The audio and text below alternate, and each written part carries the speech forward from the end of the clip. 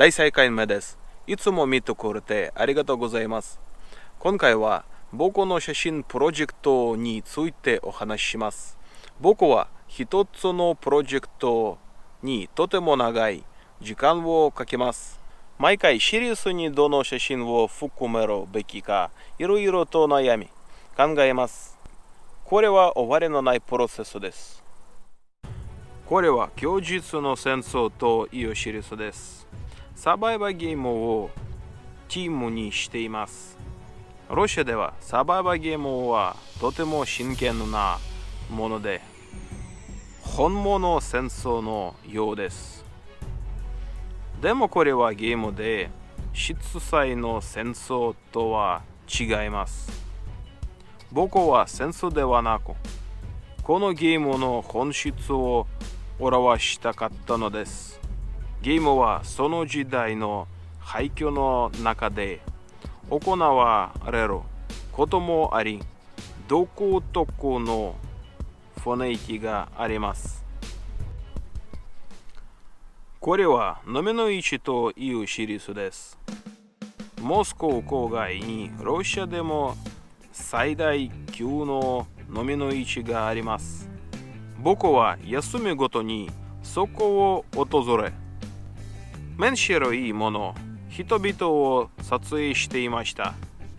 人に気づかれないように、腰の位置から撮影することもよくありました。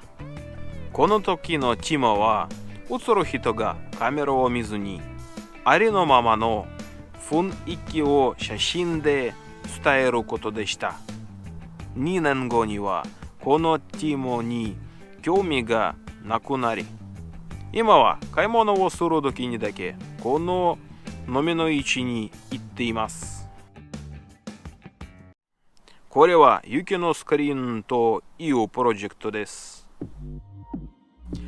以前、冬に暗い中でフラッシュを使えていました。すると雪が降っているときに面白い模様が写真に写っていたのです。フラッシュを使って撮影するのはまるで叫んでいるようです。ロシアの冬は暗く雪が多いです。僕は退屈さから叫んで、このスクリーンで冬の景色を隠したかったのです。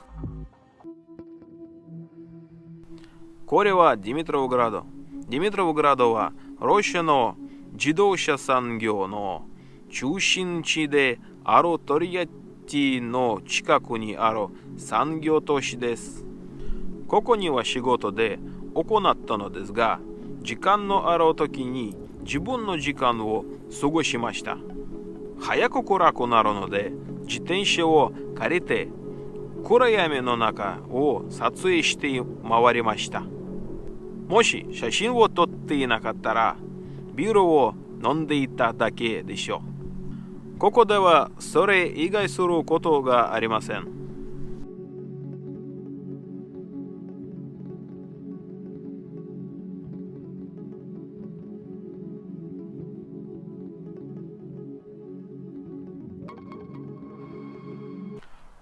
竹の侍です。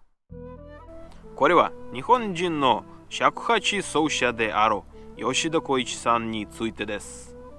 吉田さんはロシア人女性の歌手と結婚しています。日本文化のフェスティバルで彼らと知り合い、その後あの公演に何度か行きました。このプロジェクトは吉田さんと歌手さん、日本に行ってしまったことで終わります。僕の中で日本語を勉強したいという強い思いが生まれました。これについてはまた次回お話します。そして最後に見せたいプロジェクトは時々からです。2015年から2011年まで僕はモノクローム写真しか撮りませんでした。世界をモノクロームで見るのが好きだったのです。しかしカメラやフィルムなどの値段が高くなってしまい、デジタルカメラも使い始めました。